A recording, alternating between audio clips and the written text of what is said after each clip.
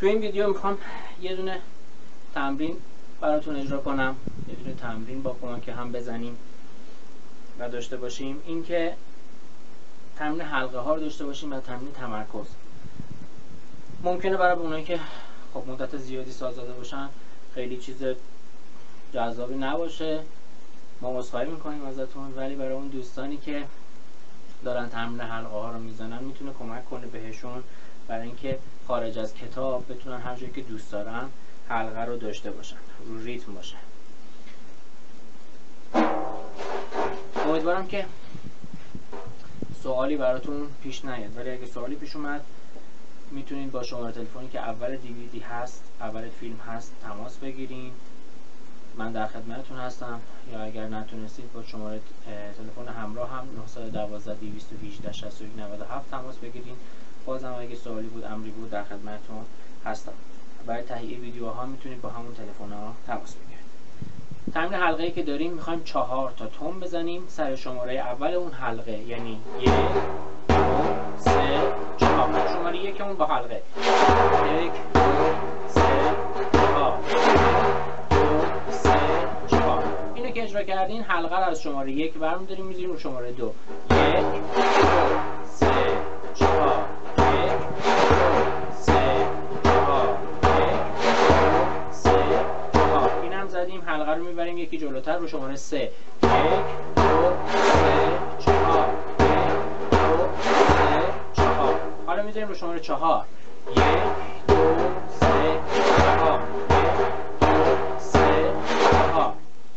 حالا میتونین این 4 تا سیک رو کنار هم قرار بدین، یعنی دفعه اول رو شماره 1 باشه، دفعه دوم رو شماره 3، به ترتیب شماره 4 بره جلو.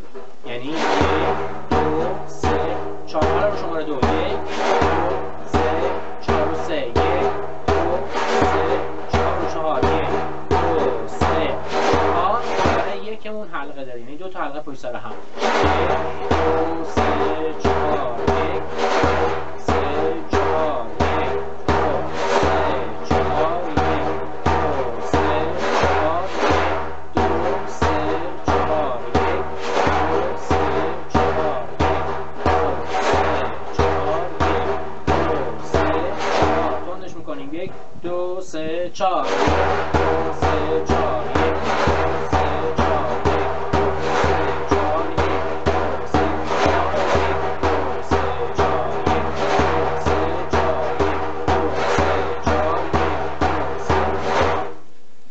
اینو میتونیم با سرعت‌های مختلف اجرا کنیم. حالا حلقه ها رو اضافه میکنیم، یعنی ضربه ها رو کم میکنیم، حلقه ها رو داریم. شماره 1 مون بقیه حلقه خالی 2 3 4. بعد این تومو می‌ذاریم رو شماره 2. 1 2 3 4. بقیه حلقه خالی. حلقه ها ثابت. تومو می‌ذاریم رو شماره 3. 1 2 3 4. توم رو شماره 4. 1 2 3 4. دوباره یکمون با ضربه 2 3 4 1 2 3 4 1 2 3 4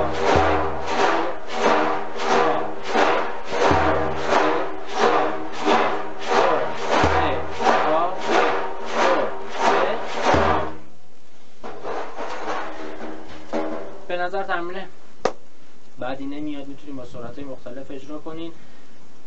تکنیکیه که میتونین وقتی که بداهه نوازی میکنین هر جایی که دلتون خواست با تمرکز و اینکه روی ریتم حلقه رو اضافه کنین یا کم کنین. امیدوارم که ببینین ویدیوها بتونه کمک کوچیکی بهتون بکنه.